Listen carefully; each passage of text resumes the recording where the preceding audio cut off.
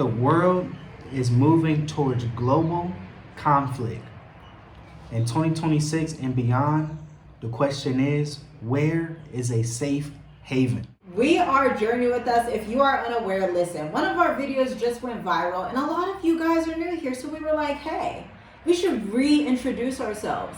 We are a digital nomad family of now, my gosh, is it 8 people coming up because I'm 6 months pregnant, who have traveled and lived abroad for 6 years, given birth while abroad without returning to America, while running our media and marketing agencies from outside of America. And so we know a lot about this topic. Not only that, but we've worked with hundreds and hundreds, nearly 1,000 clients on places they could relocate to. Some are digital nomads hopping from Egypt to Turkey around the Middle East, some in Rwanda, some in Kenya, some in Mauritius, some just all over the place, because we help wise expats maneuver with strategy that they need to make it long term and not go back and forth so they don't get caught up in an airstrike. So when people talk about World War III, they usually imagine tanks, borders, and headlines. But modern global conflict doesn't begin with troops.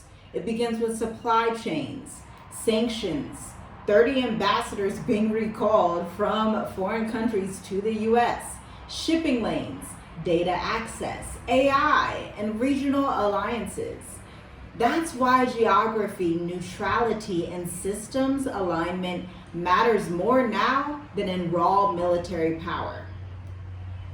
In that context, Mauritius and the broader Mascarene Islands have positioned themselves as a safe haven. If you're like, where the heck is a Mascarene Island? Like, what does that even mean? Well, family, if you've ever seen the movie Madagascar, that's what the nation or the movie was named after, that nation. And the Mascarene Islands are comprised of Madagascar, Mauritius, Mayo, La Réunion, Rodriguez, a lot of the islands that are just off the coast of Africa in a strategic position away from the modern world.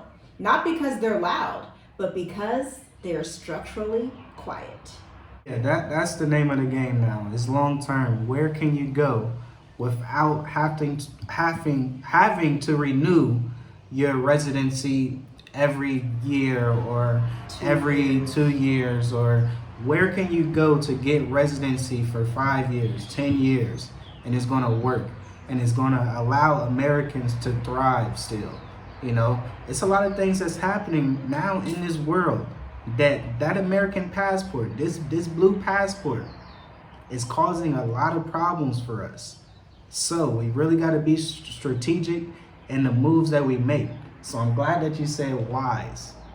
These are wise people that we are talking to. So we are talking to the wise people that is listening and that can see the things that's happening in this world and know that we need long term. So guys, stay tuned to the end, because we are going to break down what we believe is the safe havens in 2026 and beyond. The last ones standing, literally on the face of the earth.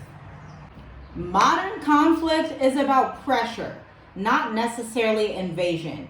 And the next global conflict that's already happening does not even look like the last few. Instead of outright invasion the way that President Trump just did this weekend, it was premeditated by trade disruptions. Remember the trade wars, sanctions, banking controls, shipping insurance, energy choke points, and data and communications access. So you're probably wondering, most of these regions seem pretty unstable. From Eastern Europe to the Middle East to the South China Sea to the Taiwan Strait, because China and Taiwan are not necessarily agreeable. Of course, Israel and Iran, and Russia and the Ukraine. Oh my gosh. So where on earth could possibly be safe? And my friend, I'm here to tell you that thanks to the grace, the wisdom, and the power of the Most High, He showed us a nice little spot in Southern Africa, referred to as the Mascarene Islands, which is deeply connected to Africa, Asia, parts of Europe, and the Middle East. And this combination matters because you get that combination without the geographical chaos that being anywhere north of the equator brings along with it. Yes, modern conflict is ramping up at a rapid pace. So you got to think about what just happened with France and the UK sending missiles to Syria. So I don't know how exactly that will look in the sky, but I know that's pretty far, right? It's not super close. So that is going to cause a lot of travel issues, flight delays, flight cancellations. So that's why we always say you got to be in a region where it is going to be okay, where trade is still going to flow, where flights is still going to, continue to have it on time, or at the worst, possibly a delay or something like that. But for the most part, you have to choose the right region in the world. So this is why we say around Southern Africa, around I'll say, I'll just say Kenya. Southern Africa. Kenya's Yeah, decent. Kenya. Like where They're very neutral. where is trade going to be continued and not disrupted? Like that's what you really got to think about, because with the world that we are in, with this war that the world is headed to, trade is going to be very, very important. Yeah, and the relations they have with other countries.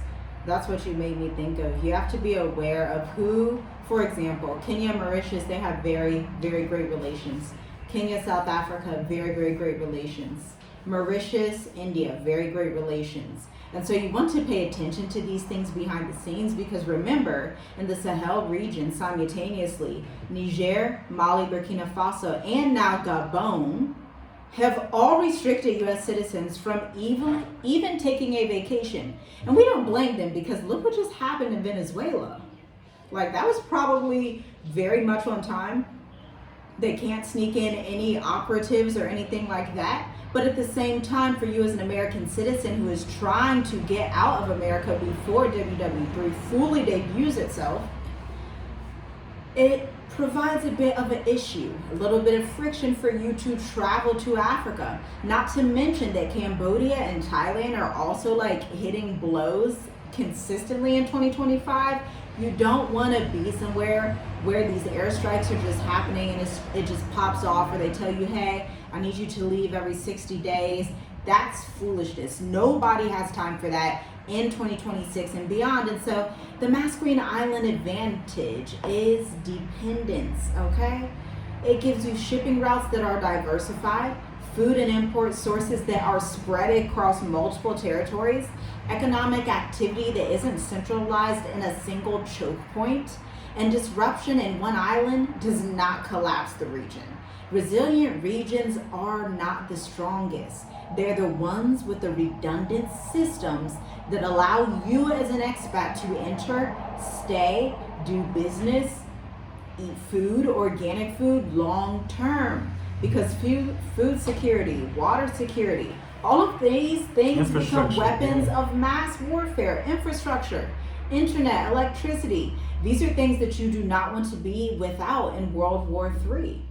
Okay? And Mauritius, inside the Mascarene Islands region, is also non-aligned with these like super world powers. They're business friendly, they're diplomatically balanced, and they're open to multiple blocks without being dominated by any, which is such a rare blessing. You know, I've looked all across the world at different digital nomad visas, different residence permits, and the resounding notion that I continue to come back to is that there is no better country to reside in World War III than Mauritius, Africa. Yeah, and that's not even World War III. I'll tell you that. It's probably even better than that. Like, it doesn't even have to be World War III. I'll say the best, point blank period. Yeah. Because it really checks all the boxes here. Yeah. The infrastructure, to the ease to do business, the ease to start a business, the ease to come and work. Just if you are of other nations, you can come here and work. You get what I'm saying? The schooling, the system, the banking system, the finance system, all of it. true Pan-Africanism, where you have the Ghanaians, Nigerians, Cameroonians, Rwandans, South Africans, Tanzanians, Kenyans, all coming to study or to work here, and you have to ask yourself, well, why? And even the food is just so vast. Like they have a mix of different cultures here, and it's very nice to experience and really like, oh, now I can really understand this place now. So you gotta have an understanding before you know. And did you know that Mauritius is like the only country in Africa that has a multiple year residency, a premium visa? I just love that name. They chose the right name. I'm all about words. If you don't know, I'm a marketing strategist of 9 years, serving clients and helping them collectively make over $31 million. But this premium visa that they have, nothing like it exists inside of any other country in Africa or the world. Visa free for Americans, then you can get your premium visa if you're an entrepreneur or you have a letter from your W-2 employer. Then it makes your life so much easier. How do we know we're living it? With our family that is growing. We're literally living the paradise life. And so if you're someone that doesn't believe paradise exists, if you're someone that has kind of given up on the favor of the Most High, you've kind of just given up and you're like, man, I just gotta get my shovel, put it in the ground and stay in Ohio. Like, you don't have to do that. There is prosperity, peace, paradise, easy residency. Countries that are not kicking out Americans in Africa, countries in Africa that are not super, super crazily corrupt. There are countries like that, and they're in the Mascarene region, okay? And so Mauritius does not control oil choke points, does not dominate rare earth minerals, does not sit on contested borders, and it does not threaten major powers. And when you mix all of these things together, you get a delicious recipe for the most safe haven place that you can find on planet Earth in 2026. And I would just like to thank the Most High Yah, because I mean, we would have never even thought of living on an island. Yeah. We've never even thought anything about Mauritius or heard of it in our lives. But the way that he just opens doors that no man can shut and shuts doors no man can open, glory, because this is literally the only place that expats should be in 2026, because, they used to say Brazil has a great digital nomad visa, Uruguay, Paraguay, Mexico with their residency. But the way that President Trump is eyeing South America right now, I wouldn't be on that continent. There's only one place I would be in. Yeah, that's something that you really got to think about in 2026. Where is everything headed? Because I was going to say, oh, it's not, you still can go get residency, but do you really want to deal with what's happening right now? Even from a couple clients in our mature adult intensive, they were saying they have residency in Mexico, but they just feel something is off. Like, they can feel people starting to look at them differently. Tension. And it's like the tension there in Mexico, because you are American, or South America, because you are American, that could cause a lot of problems, and that's something that you got to really think about. Yeah, because you may feel like, I didn't support President Donald Trump, but what you don't realize, on an international stage, it doesn't matter that you didn't support him. All they see is American with an American accent and a blue passport. You become the enemy in those types of territories where these things are happening. This is why the Sahel Alliance banned all Americans. Don't take it personal, but understand the geopolitics of the regions that you are traveling to, because you may not be as welcomed as you once were 5, 10, 15 years ago. 2026, going into the Great Depression of 2030, is looking a lot different. But you do not have to be on the bad side of the deal. Choose the right country. Look into the Mascarene Islands. Listen to the Mauritius Africa playlist on our channel.